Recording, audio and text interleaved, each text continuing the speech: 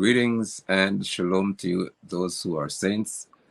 It is always with great pleasure and delight, much anticipation that I come before you to engage in these discussions regarding the people of Guyana and the people's movement. I am overjoyed to know that more and more I'm encountering Guyanese who would say every so often when they see me that they know who I am and they know about the people's movement. It's healthy and it's good to know that we are causing significant impacts to be made in this land of ours. Thank you for being a part of the group of independent thinkers. We are not thought for, we are able to think for ourselves, and that is significant, quite critical, and most important to our existence. We have certainly come to understand the importance of holding elected officials accountable, and that we shall do on a consistent basis and without reservation. Those who've been selected by those elected officials, like Granger would select those who sit in the House of Assembly, Jack Dio, not Irfan Ali. Jack Dio serves as the General Secretary for the PPP, and he therefore has power to determine who, as the head of the list, who goes to the House of Assembly. Not even Irfan Ali can determine that. And so there are in our nation members of parliament who owe their presence in the House of Assembly to one individual from the PNC and one individual from the PPP. And that's just a disgusting reality that we hope at some point in the near future will change for the betterment of all Guyanese. In the people's movement, we understand that there's great value in us being united, even in us disagreeing, but yet remaining united. There's great benefit to us having the ability to think for ourselves, and at the same time, we're able to work together. If we understand that the cause is about this nation being developed in a way that every Guyanese truly has some benefit that is tangible, that is satisfying, and that is certainly fair in its nature, we believe that there will be a better land for us all. And as a result of that, I am touched deeply, and my sentiments are heartfelt to know that we as a people are getting it. So while you're here, would you be kind enough to let me know whether you can see and you can also hear clearly? I believe that we should have feedback regarding the quality of the broadcast, hence it will help us to know what to do going forward. I'd appreciate that feedback from you. As always, joining me this evening in the studio would be the usual Brother Jenna Raman, and then on Wednesday, we would more than likely have a very familiar Guyanese by the name of Chow Pao. Chow Pao is going to be joining us on Wednesday for a discussion about matters relating to this country. And why am I choosing, or we choosing to have these not political figures per se? Because we have to get us all to understand that, thank you for the feedback, we must understand that Guyana is governed by us. It's not governed by the PPP Civic. It is not governed by PNC or APNU-FC. It is governed by us, the people, through representation.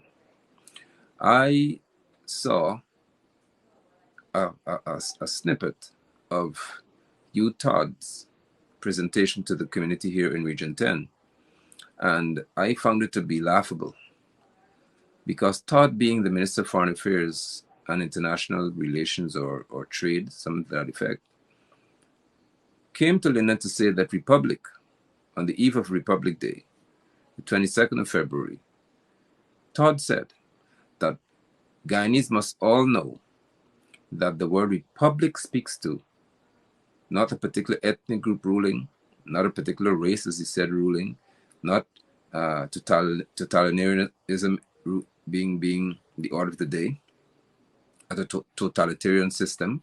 No, he said that it's where the people, which is true, the people govern a state through or along with their representation. Now, can you imagine that the likes of a PPP Civic Member of Parliament has the gall to say that Guyana is actually governed in that way? So where where happens to be the voice and the representation of us, the people, in this regard, in relation to the oil contract? Where are we? When did any one of us have a chance to say? Where are we in reference to the National Resource Fund Act? There are 5 people who you don't even hear about right now, who they claim that they were appointed by Ali, and Ali determines, of course, who will be the members of this board, who would give guidance to the government, the administration, about how they spend their money. What say did we have? So we're going to have a discussion this evening. Let me welcome or allow to join us my brother Jinnah. There he is. Very consistent. Welcome, and thank you for being a part of the People's Movement. We have some interesting announcements to make in the future, so we will do that in short order. Brother Jinnah, you can unmute your microphone, say hello to our guests or to our viewers, and we shall dive into the ocean of this. Welcome to all our viewers and listeners, and the place where I am at home is very hot. I had to undo my buttons. Now that I'm on the show, I have to behave respectfully. You have a lot to cover today, so I wouldn't take up much of your time because we started late, and so we should just dive into what we have to deal with. You have a lot on your plate there. There is, and we're speaking to, thank you, Brother Jinnah, we're speaking to the crisis or crises that are afoot in our nation. One such being what I saw from the Shabna show, and it shows the plight of persons in Zeeland. And I must hasten to inform Guyanese that we're called an oil-rich nation. But are we rich as Guyanese people? When I see the extent to which poverty has eroded the comfort of our brothers and sisters, it pains me. And I insist, along with Brother Jinnah, that there's certain tags that should not be put on us as Guyanese people. Don't label impoverished people as squatters. You will hear briefly about their plight. And this is in Region 3 where Brother Jinnah is, and he can surely speak a bit more to this. So I'll show you all the videos he joined this broadcast about what behoves our people here. It is just so painful. And this shows you there's not just, poverty is not ethnically directed in this country or governed. We have poor people from all walks of life in this nation, and they're being neglected significantly. Hence this video. God, look how close to the road these houses are. I got land in Shortville. I pay 50,000 on the land. 50,000. Careful though, you see? Look how dangerous it is, it's right on the road. Like, we get a little slab or a little old zinc, we go and pick up and build something. Come in that We get the notice early part in this year that we have to remove by April. We're willing to move and we can afford to move. Hello everybody, welcome back to another episode of the Shabna Show. I'm here at Zilot, East Bank, Essequibo, at a squatting area where these squatters were asked to remove from here. Some of them got their house lots in August last year, while some had it before. Many of them want to remove, but they could not even afford to pay the full amount for the house. And mind you, these are the low-income house lots. Some have already identified the land, and others are still waiting. Yeah, in the background you can see some of the houses. They really need to be moved from here. First of all, it's an eyesore. And the next thing is that it's very close to the Zilot Primary. Another reason for them to be removed is because the houses are located along the sideline dam. And if the excavators need to access the dam to clear it, these houses would prevent them from doing so. Apart from that, it's right up to the God. So I hope that viewers had a chance to see this is actually happening in Guyana, and Shabna has been doing it there in Region 3, highlighting this issue because the persons have set up their dwelling along this dam, and of course, if an excavator indeed has to drain that because it helps in draining in irrigation, then there'll be no means to access it properly.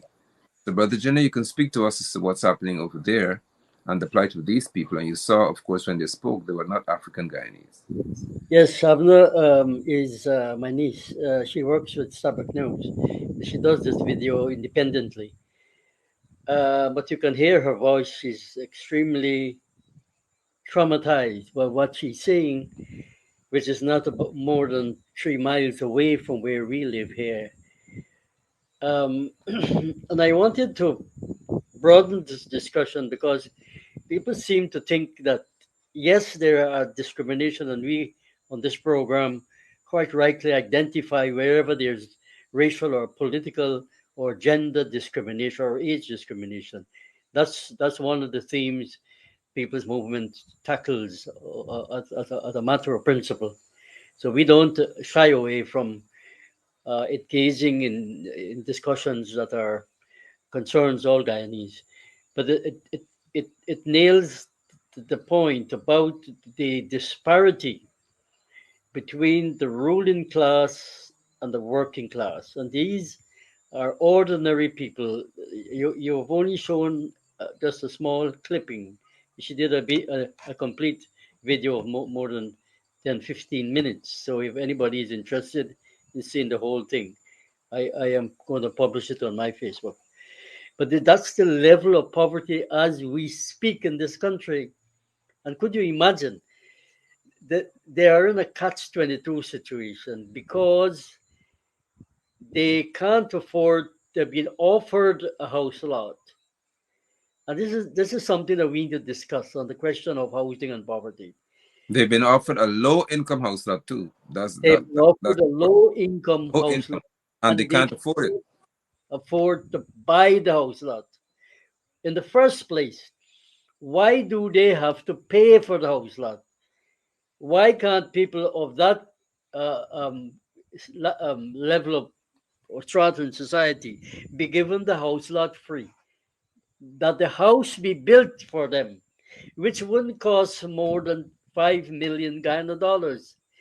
I do not understand, and I don't know how how to explain this to people. What is wrong with these political elements who get into power? Don't they have any sense?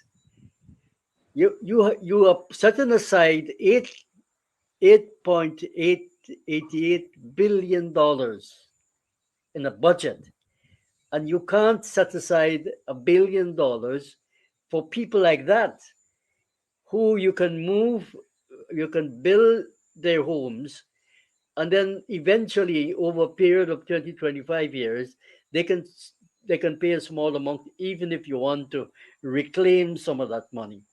But people like that should be given a home. I if I think that we need to agitate to be part of a government effectively that pursue these type of policies. It That is it is people, it's important. Sorry, it's very important because I that's why I said I speak first of all to what people are classified as. If somebody is unable to afford to pay a minimal sum for a house lot, I don't believe they should pay for anything at first, as you rightly said. That and this happens to be our view here in the People's Movement. We do not believe that Ghanaians should be paying for anything called land because it belongs to us. And there are many well-to-do persons, especially those in politics, who are able to scheme and pay far less than the value for things that they have, including lands that belong to people like we saw in on the East Coast there. So at Good for Acton, where they have Pradoville too.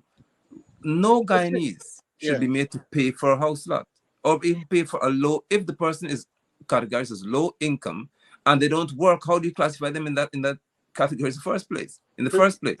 so what we're looking at class discrimination, Correct. which is which for me is the most important thing, because the vast majority of Guyanese are are low income, are unable to actually survive on this economy that is actually faltering. So the fact of the matter is that that section of the population, perhaps 20 to 25% of them, should be given a house, Yes. a house lot. And we need to agitate and argue for that and show statistically how that can be possible. And I must add that they should have not just a house and a lot. It should be arable land that we know they'll be able to have a kitchen garden or some farming, some activity, so they can feed themselves and also engage in Exactly. selling product. Correct. So There has to be a, you're right what you say there. There has to be a holistic approach towards life, yes. where they have a house, they have the necessary modern convenience in a house. They have a backyard where they can do some farming and they can plant a garden on a regular basis. And they should be taught, if they don't know, how to do that. Correct. You see, when we raised the issue about going back to the Burnham era, it irritates a lot of people who do not understand that those policies and programs that were established by Mr. Burnham without oil, that he was able to give in large parts of the country. Like, in fact, you'll be very surprised. Right at Zealot there, Mr. Burnham built a model housing scheme that were given to army and police officers. Yes. And they didn't have to, and so they were regarded as low income. In the whole of the Georgetown, West Rumbelt, and those areas, you can visit those areas and you see there were homes that were, those people were built 20, 35, 40 years ago. And we can afford to do that. Even more so now. Now, these people are caught in what is called a catch-22 situation. Let me explain this. They don't have the money to buy the house lot, so they can't move from there. So how are they going to move? Secondly, they don't have an income. When you see the full video, you will see that these women are, a lot of them are single parents, and how they become single parent. I saw your program today. I was following it. So these social issues need to be linked up with people's economic sustenance, the economic base. They don't have jobs. They don't have jobs. It's a catch-22 situation. They don't have jobs because they don't have an education. They don't have skills. So therefore, they're trapped within this poverty situation, and they can't get out of it because they can't go to the bank without having a job. How are you going to pay back the money? Exactly. How are you going to pay back the money? I have a house. I wanted to borrow some money to buy a car. I pledged my house, which is more than $30 million. And yet, I have to take out insurance. I have to pay for the $50,000 for the valuation of the property. Now you tell me, somebody like me or you, who has to go through all those type of things, even though we have a level of asset, can you imagine those people that we just saw there, and a lot of them living in Old Boys Town and so on, they can barely survive. Which bank manager is going to actually entertain them? Exactly. And let me show the video again for those just joining us so they can see what you're talking about. Just let me do that for the sake of the viewers. Look how close to the road these houses are. They must see. I got on the show Dribble, I pay 50,000 on the land. 50,000. Careful though, you see? Look how dangerous it is, it's right on the road. Like, we get a little slab or a little old zinc, we go and pick up and build something. Come in We get to notice early part in this year that we have to remove by April. We're willing to move, but we have to move. Hello everybody, welcome back to another episode of the Shabna Show. I'm here at Zealot, East Bank, Essequibo, at a squatting area where these squatters were asked to remove from here. Some of them got their house lots in August last year, while some had it before. Many of them want to remove, but they could not even afford to pay the full amount for the house. And mind you, these are the low-income house lots. some have already identified the land, and others are still waiting. Yeah, in the background you can see some of the houses. They really need to be moved from here. First of all, it's an eyesore. And the next thing is that it's very close to the Zealot Primary. Another reason for them to be removed is because the houses are located along the sideline dam. And if the excavators need to access the dam to clear it, these houses would prevent them from doing so. Apart from that, it's right up to the So I just wanted those who just joining us to see what you're speaking to. And look at the conditions on which Guyanese are living. And they had house starts since last August, and some cannot afford to even pay for a lot, much more to build a house. The woman said that they are given notice to move And by not to April. move by April, which So is where are they 2 going months to away. go? You are taking them out from the worst situation, and where are you going to place them? They have nowhere else to go. So are they going to become homeless? So from squatting to homelessness. So these are words that should not be used in our vocabulary. Squatting and homelessness. These are not people who are coming from abroad, like the Venezuelans. And even though, if even the Venezuelans should not be treated the way in which they're treated. So if you treat your own citizens in this way, I don't understand Irfan Ali. I just can't understand him.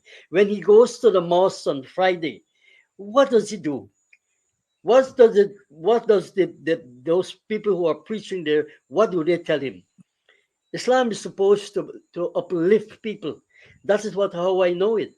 And in fact, all faith beliefs are supposed to cater for the lowest set of people in society to raise their standard.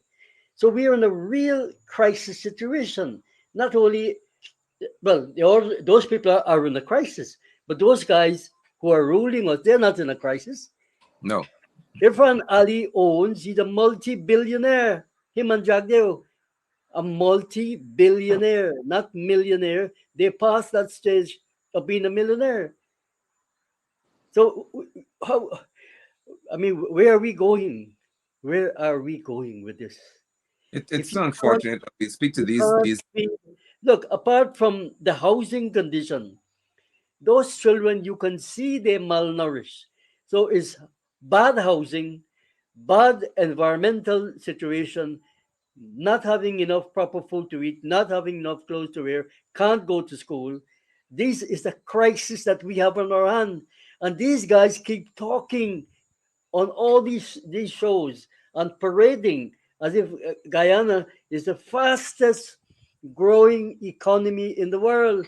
What sort of nonsense is that? Does that translate to the ordinary people we've just seen there? Does it?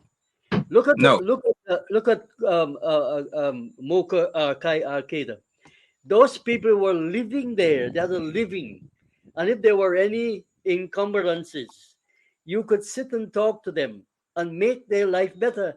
Instead of that, you encourage them to move from there, and I bet you that land that they took away from those people are going to be sold to the highest bidders. That is what is going to happen. And we need to stop this nonsense going on in this country. We need to put an end to this thing. It cannot continue like that. And that's what the people in Mocha Arcadia. That's Mocha Arcadia. So when you compare and you see the level of poverty, the fact that people have got to, and a lot of these people are self-employed, meaning that they have to go looking for a scramble here and there, a few days here and there. They don't have a substantial job. No, they don't. And that is why I advocate strongly, and we are doing so, for there to be a cessation. There should not be anything called a low-income house lot for Guyanese people. It's just ridiculous. For one, you've categorized them in a manner that speaks to the economic state, which some of them are not responsible for. Some of these women don't even know where the father of their children are. Exactly. And then they say, you are low income, meaning you're not allowed to come to live where we do. That's exactly what they're doing. They have, you know, if you talk about, I don't like to use the word apartheid, but it's that level of categorization that they impose on the people because the rich lives in what is called gated communities. Correct. So No, you but and I, apartheid speaks to division. It was tailored to some degree to South Africa in South Africa to be legally so regarding your ethnicity.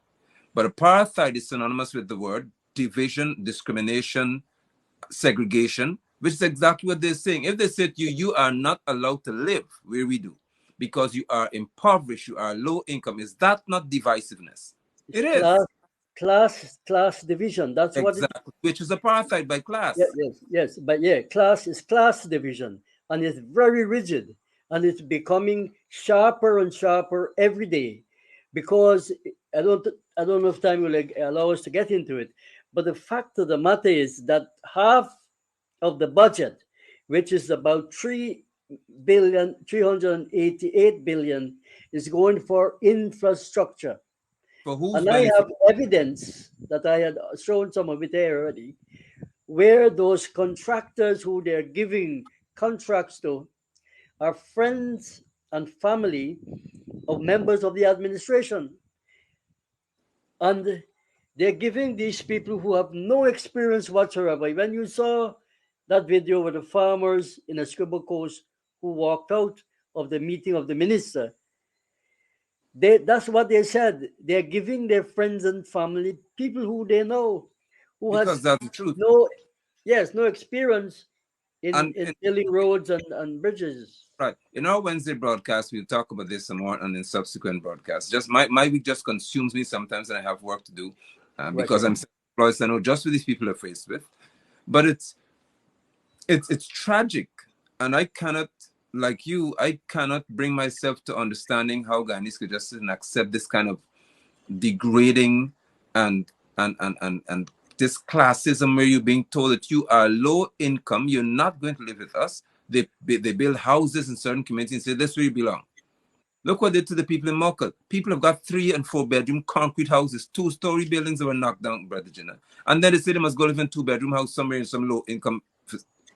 These people are business people earning healthily millions of dollars a year, and they're now classified as low income earners. So you can't come and live among us. Go somewhere else. But as you spoke to this discrimination, let me present the views with another matter here. I have shown them this on the screen. Afro-Guyanese organization asks Attorney General for meeting on end of cash support. And you see Vincent Alexander, the chairman of EITI, sitting here. As the group was formed based on the International Decade of those of African ancestry. And that was a United Nations decision that focus will be given for 10 years from 2015 to 2025, according to Progressive calendar. Attention will be given to the plight of the African descendants. Here in Ghana, you had this group and they were funded with $500 million or whatever dollars they had at one point. I said, again, I've never heard or seen this group function in Region 10. They may have done so, but I'm just unaware of it. But look at this, Brother General. This letter penned by Vincent Alexander. I'm going to take my camera off so I can have viewers focus on the screen. If an Ali administration has once again shown its hand in its disposition to EITI, the G's for Guyana, International Decade, right, EITI, and the people of African descent. EITI has organized a town hall meeting, of which I'm aware, at GITC on Sunday, February 26th. That's To today. discuss land issues, correct. To discuss land issues. Look what they're discussing. This because it has to do with Mokarkeri as well. They are meeting to discuss land issues affecting the people of African descent, because there's contentions whether it's ancestral property and so on. On the eve of the meeting, EITI has been advised that the venue is no longer available. No explanation has been offered. EITI, from its very inception in 2018, had held its public engagement at that venue. This denial has come in the wake of the withdrawal of the government subvention as of September 2022 and a smear campaign against the organization. In that campaign, EITI has been accused of not delivering to the people of African descent. The withdrawal of permission to use the public space is in fact an attempt to hamper EITI from carrying out its mandate by those who publicly accused EITI of not carrying out its mandate. It is also flies in the face of the constitutional rights of the association and assembly, rights of association and assembly. EITI will not wilt under this relentless attack. Yours sincerely, Vincent Alexander, Chair. We just spoke to If I were them, classes. I would have gone outside there and had a public meeting out there. I would have done the same. And and this is how these guys operate. They're just bureaucrats, you see. And they were part of the Granger administration that actually gave nothing to the African Guyanese people. You know what I mean? And that's just the problem we have with these political elements. All of them are the same thing. I don't look honestly. I do not see any fundamental difference between the PNC at this time, the PPP, and the AFC. There is no fundamental difference. They may make a lot of noise, but it means absolutely nothing. What is Ramjatan doing as leader of the party and Aubrey Norton? They should have gone out there defending the right of that organization to exist and for it to be funded and to take the case that there's a legal case. But Yes, unless you demonstrate, unless you even 5 person going out there and you get a picket and you highlight it, people get to know. But you can't they behave like cowards. That's the because I would problem. like to think, I thought the purpose of the meeting was to inform and educate Guyanese about and lands and the rights to own the same, especially those of African descent. So where we meet is not important as to what we talk about. Exactly. Even I if mean, you have to stand in the street, the police have to know you go with your facility and you go anywhere and you stand anywhere and you speak exactly. to the whole world you speak to. And and if they can't get their act together, which they are not getting their act together, are they capable of giving leadership to the people? You see, I resent this nonsense about people saying they represent Indian people, they represent African people, they represent Amerindian people. You know what I mean? We are Guyanese, and everything that affects each and every one of us must be the concern of Of all all of us. It must be. And in and, that and way, and on that note, Brother Jenna, I am even with the withdrawal of funds and the legal matter that's now ensued, I'm yet to hear many Guyanese of Indian or Armenian descent or European descent come forward to say, Caucasian, say, listen, this is wrong. Wrong in the context that they should not be. There was proof that they were audited. They proved that they submitted their financials to the Auditor General's office. So Ramson's claim was just garbage. It is stupid of him to say that they were not audited when they were. He wants to see records which is available to him publicly. So it's very silly. And he was used apparently to do the normal thing, which is say something very silly, and then it triggers an outburst and an issue. So once it was proven that yes, they are audited, the records are there, the financial was submitted, then there should be no further argument. But then they were further penalized. I also take note of the fact that Queen's College, where Forbes Burnham attended, an application was sent for them to attend an exhibition, again in honor of the 100th anniversary of this man's birth. He was a student of the Queen's College. The Ministry of Education official responded that no, permission cannot be granted for QC students to attend this because it clashes with their Mashamani celebration and activities. Now, come on. Where is the outcry from the general Guyanese public? Burnham is a past student of the Queen's College. he got a scholarship. Come on. He got a scholarship. He wasn't an ordinary student. No, he was not. He won a scholarship at the highest level of the country. You see, look, these actions exhibit the level of racism and discrimination, and people say it might not be what is called institutionalized. Well, how do you define institutionalized racism, sexism? That's good. That's good. how do you analyze it? The fact that the state, and I think if you give me a little bit of chance, I want to explain. I was thinking about this today.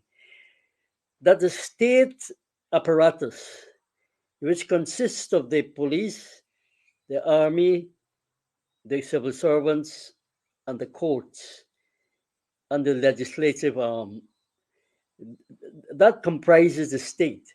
Because when a new administration, a party comes to office and takes over the administering of the state, it changes certain personnel so that it can get through its policies and program.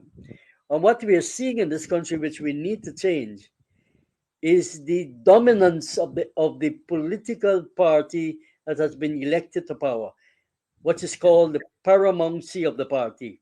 Correct. And this began during the Burnham era.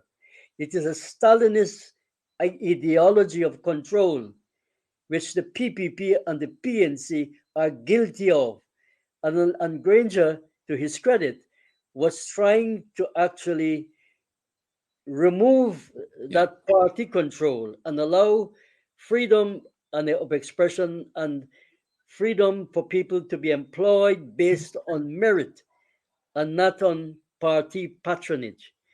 So that culture is still with us. That all those trappings of Stalinism, which is difficult to explain to people, which means total control by the ruling elite.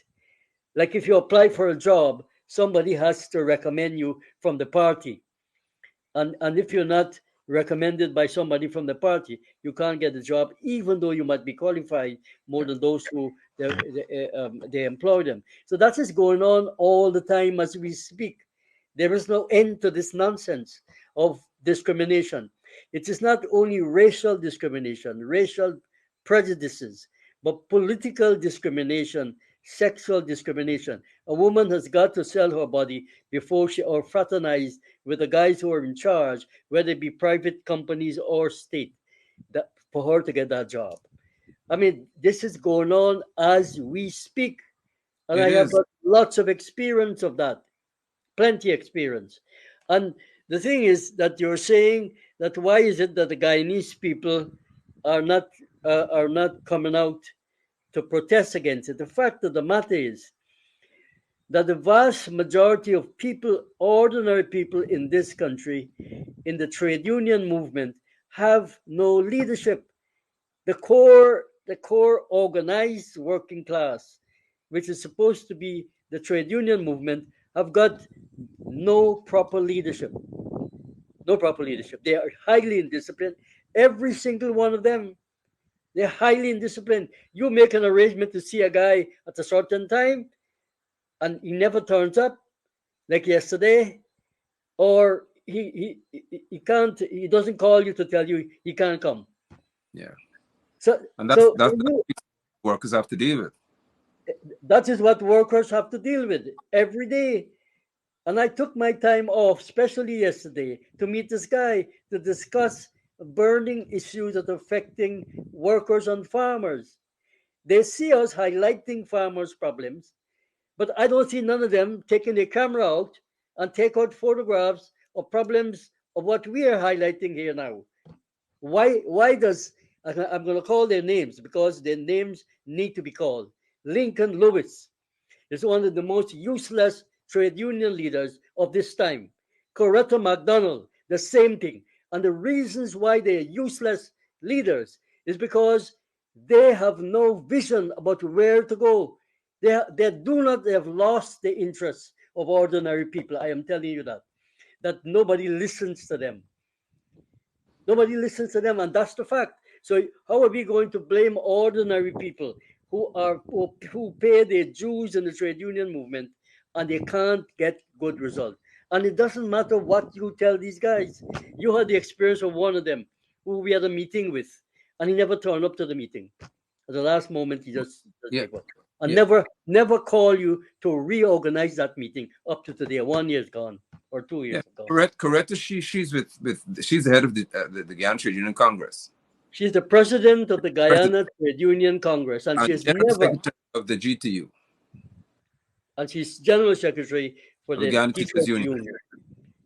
See? And had it So- not been for you, had it not been for you to go out there and say you are standing up for everybody, that's what attracted me to you. When I saw that, I said, look, we can't allow this gentleman to be alone.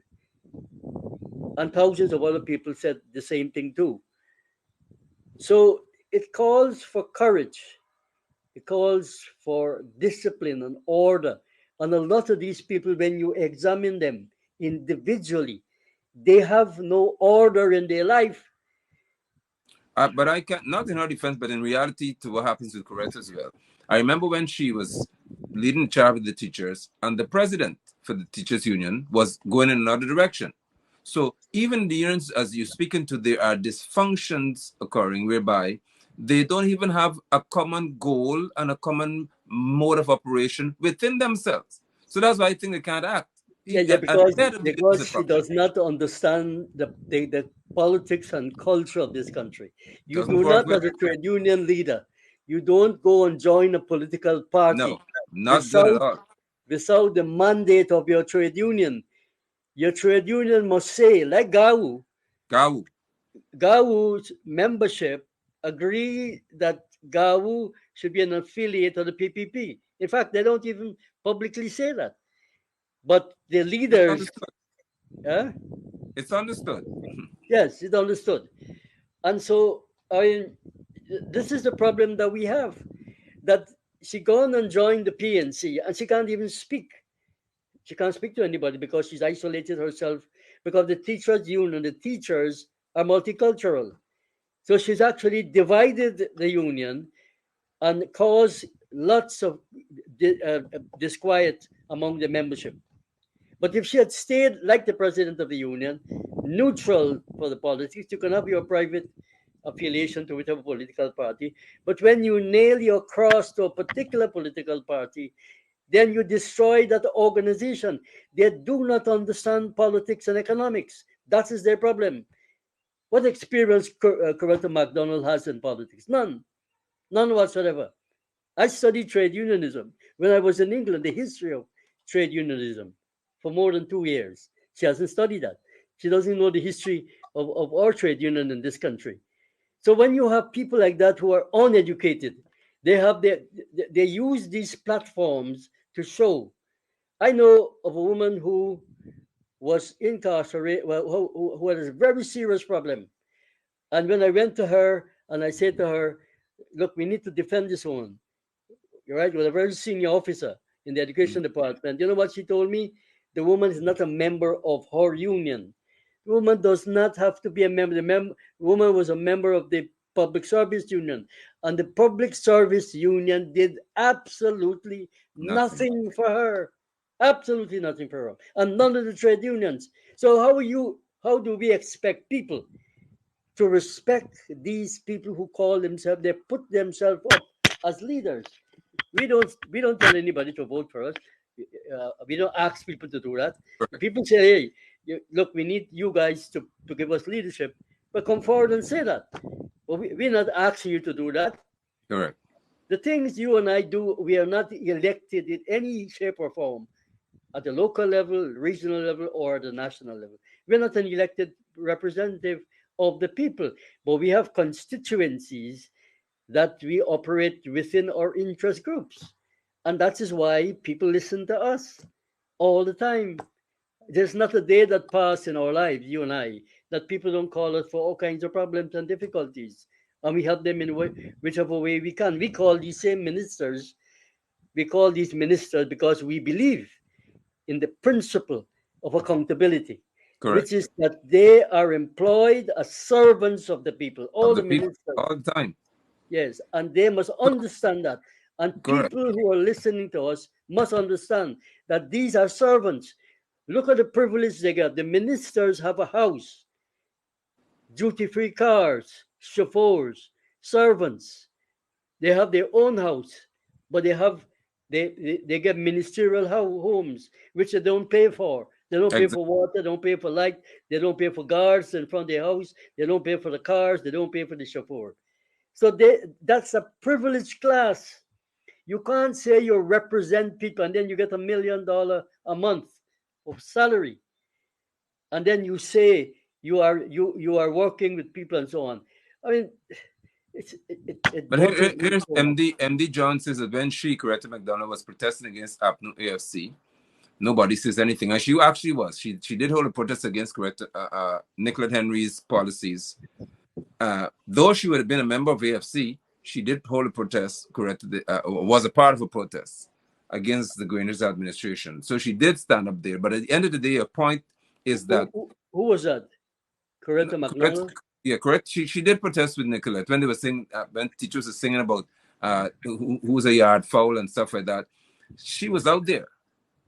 The point to note, though, is that as long as you are leading a trade union in this country, generally speaking, and you show your hand, but listen, I'm for this party, I'm a member of parliament, the obvious rationale is that you support the edicts and the policies of that group, hence you're a member of parliament. Gawu's leader is known to be a part of PPP. For years, people said that. They say Gawu is a PPP entity. In fact, the PPP came out of the Sugar Workers Union. Yeah, in 1945. So we must accept that, and for what it is, the culture of Guyana doesn't lend itself to what you speak, whereby somebody could say, I'm supporting this party, I'm a member of parliament of the party, I am therefore confined to the spirit of the party and the protocols therein, but I'm representing workers. It doesn't work so well in this country. No. Because the other side uses that as ammunition to say, well, you are just here to show face, but you don't mean what you're saying. Yeah, but brother, they are leaders of a particular structure that existed for more than 100 years. It's the teachers' union. You can't, as an individual, go and protest things. You have to get the support of your union. So Correct. it's easy. It is very easy to pass a resolution discussing the issue and get it highlighted and get your members involved in that protest. I mean, she did a wonderful job during the COVID-19 protests. Very well. Where there were lots of people who came and teachers union. I think they won that battle against the administration, and you were pivotal to that whole thing. So yes, and that is what I was talking about. That's the example that. So we lost Brother Gender for a minute. I think that he may have been bumped off. Hopefully it's not a power outage. But MD John was speaking to Coretta McDonald being present. And I know when she was protesting against the likes of Nicolette Henry, the policies regarding the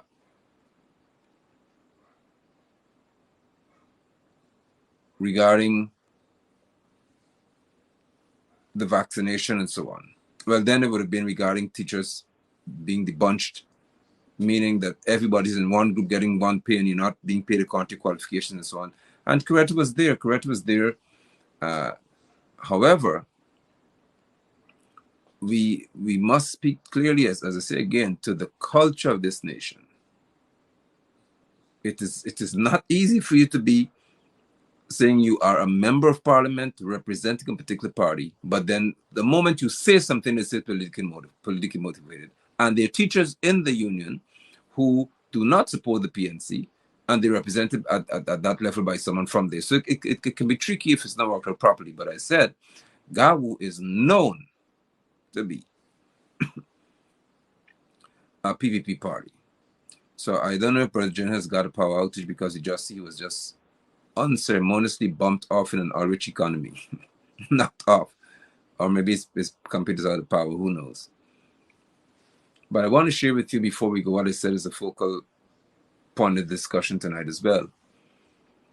And here it is.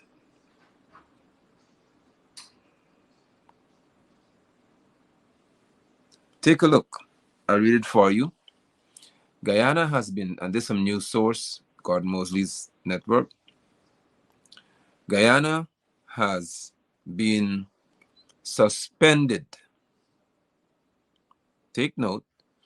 Guyana has been suspended from the Extractive Industries Transparency Initiative, EITI, for failing to submit its fourth report on the extractive industry and transparency in Guyana.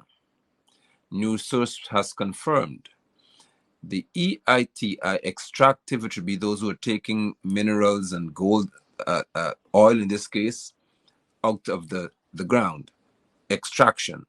The Extractive Industries Transparency Initiative are required to disclose information along the extractive industry value chain, from how extraction rights are awarded to how revenues make their way through government, and most importantly, how these revenues benefit the public. My Guyanese brothers and sisters, Guyana, under the PPP civic administration, has failed to submit the report to this group of which they were a part. The group, or the Extractive Industries Transparency Initiative, targets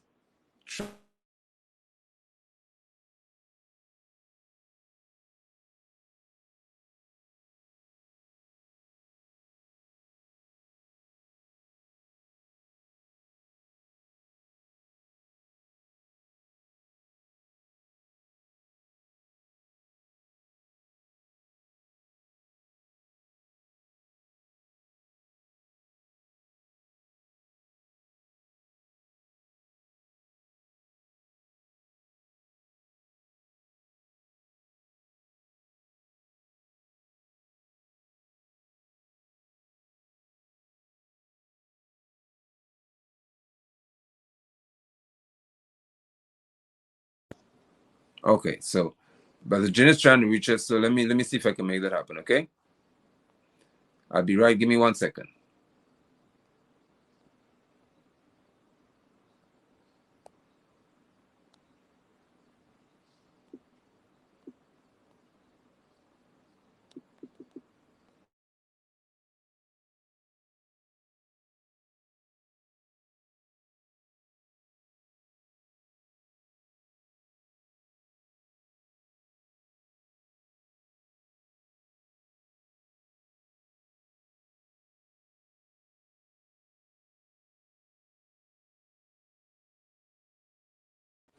Can you hear me? Is it good?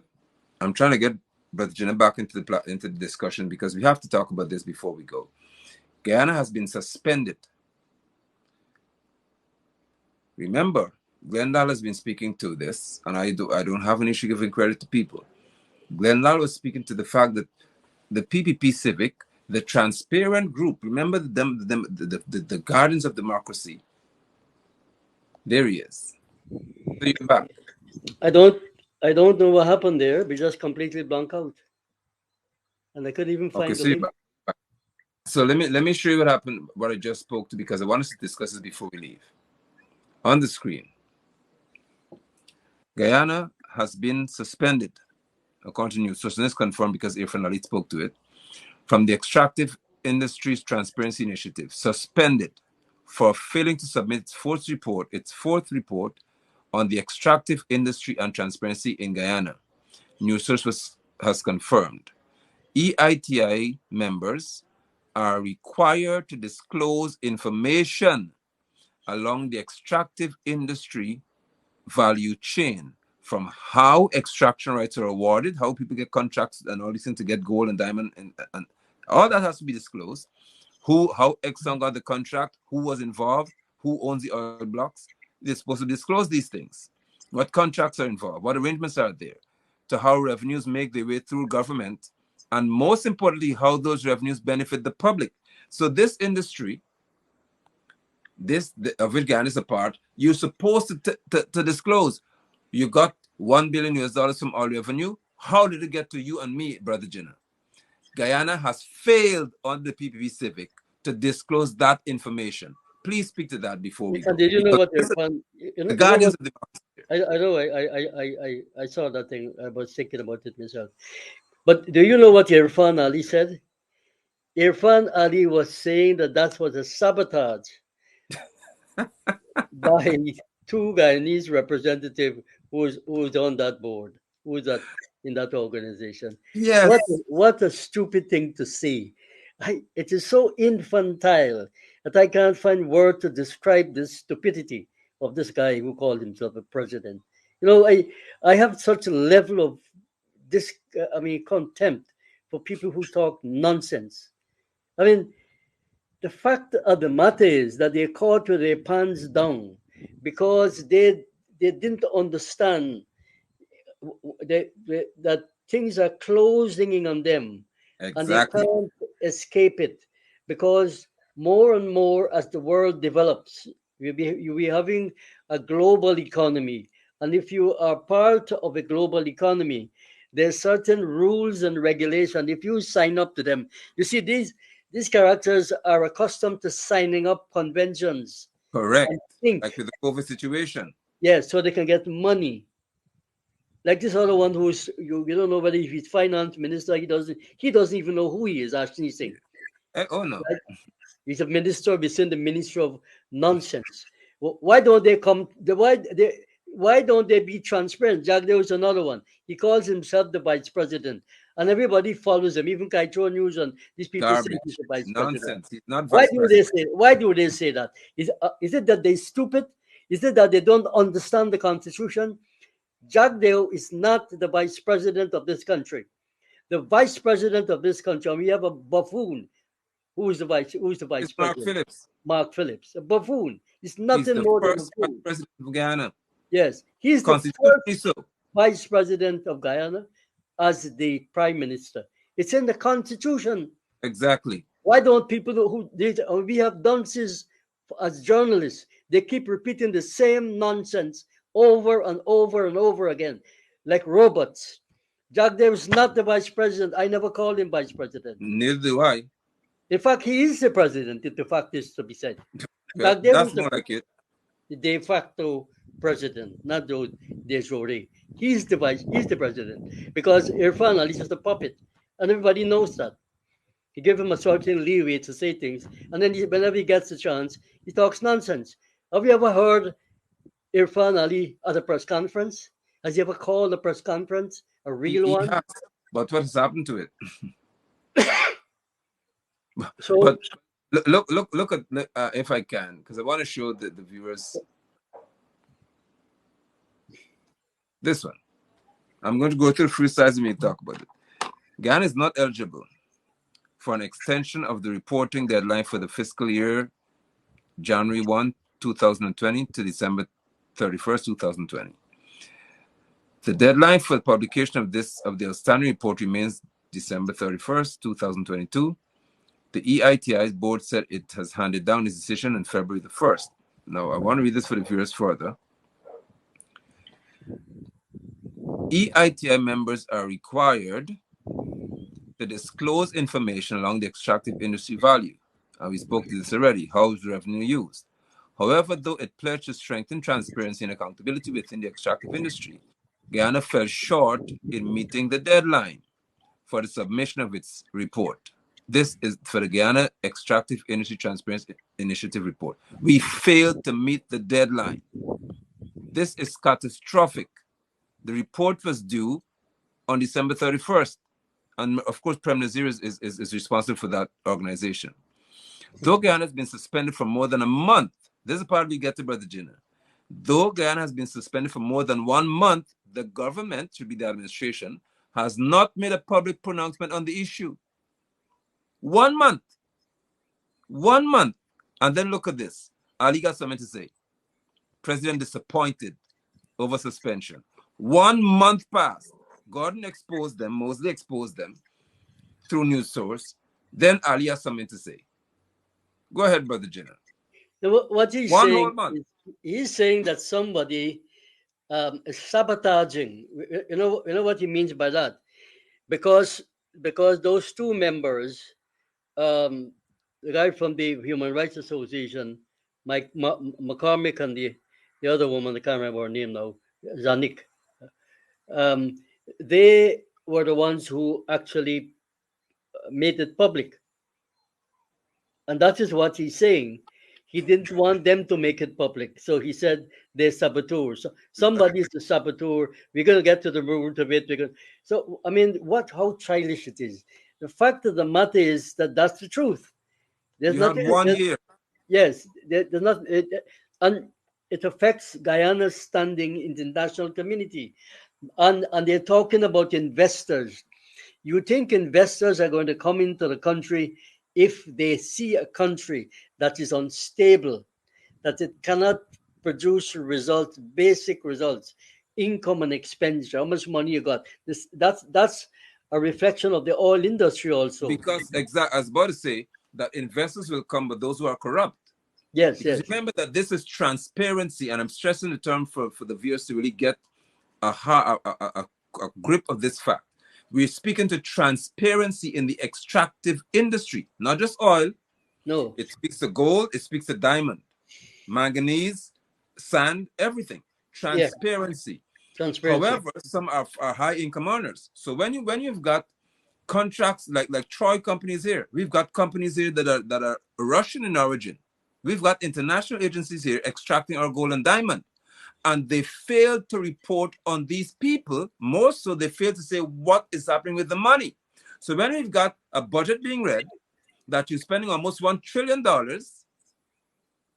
in this year, but EITI doesn't know who is getting the money, where it's going, there's no record of it, we are in trouble. We're in trouble because we're not seen to be credible. This is significant for Guyana in certain circles, as you're saying. This is major. Because why would they do business if you can't disclose what you're doing with the money? It's a major development. What is happening is that these chaps should be impeached for actually misspending monies that is not theirs, and they should be invested. They should be taken to the international court for actually misusing funds that doesn't belong to them, because a lot of those monies were borrowed that has to be paid back. Could you imagine Ashni Singh saying, we are so credible that we are ready to borrow. We are ready to borrow money. You have so much money, you spend 800 and something, $88 billion in a budget. Half of it you're doing for infrastructure work. Look, I have been around, and I can tell you now, I have been around and challenged them about work that has still not been done. We have had several meetings in my capacity as Secretary for the Water Users Association. I've had meetings with engineers. I've had meetings with other officials of government. And when they don't come to us, we publicize it. And you can see that there is not serious management of these resources, because they give their friends and family. Who there's a man from Essequibo Coast. They call him Falka. He's doing an engineering. He's doing it's about to set up a pump, not for about 2 minutes away from where I live, and it's more than a year. He's supposed to. When I called him, was the United States. He said, "What they're telling you is not true, because they delayed the feasibility study for 6 months." Okay, but the pump that he was paid to import is still not arrived here. That was confirmed by the engineer 2 weeks ago when we spoke to him. The pump has not yet arrived. So who's monitoring this? Right. I mean, these are deadlines. You see, they're missing all the legitimate deadlines, not only at the local level, but also at the international level. So it shows a high level of mismanagement of the economy.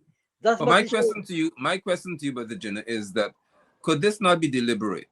Let's just throw some ideas. Yes. It's a deliberate attempt, and they've used this Stalinist you have propaganda. to close with what you do with the money. They're spinning the lies to people and make it look as if somebody else is to be blamed, and they're not to be blamed for anything. Ali has never managed a cake shop in his life, even a cake shop. Let him go and set up a business, him and Jagdeo, on their own, and see how they run it and manage it. They've never done that. They got into the political party, they got into government, into office, and they do their thing there. But let them go and set up something for themselves. Go and borrow money from a bank or anywhere else to set anything up. Then you will know whether they're good managers or not. Yeah. It's quite unfortunate that we have to deal with this because, as you're saying, this affects all Guyanese, not just the PPP. This Yes, affects all of us because the extractive industry transparency initiative is not to be taken lightly. This is not a Caribbean entity. This is not a local entity. This is something that affects decision making around the world globally. yes, yeah. So All Ali those has to all be those concerned countries because we now have to realize that adhere. If you join it, it has terms of reference, it and has. you can't expect them to let you off the hook when they can't let other people's off the hook. But see, this word transparency, they keep talking That's about why I'm it. stressing the word. I'm stressing it for a reason. Yeah, transparency for them had another meaning because there's an organization called Transparency International, Yes, and Guyana has a branch of it. And when the organization exposed something that they were doing recently, and you have high profile people representing Guyana, um, like for instance, Dr. Anand, what's his last name? He was the auditor chief. He was on that Transparency International, and they say that these guys are not experts. These guys, when these guys criticize them, they're not experts. So who's an expert? Is Jagdev an expert? Jagdev set up a mill costing the Guyanese people $200 million in Skeleton in 10 Skelton. years ago when he was president. What And has it ever today, produced? up to today, you can't even get one drop of cane juice. Believe what I'm saying. So these are the kind of people, these are examples of gross incompetence.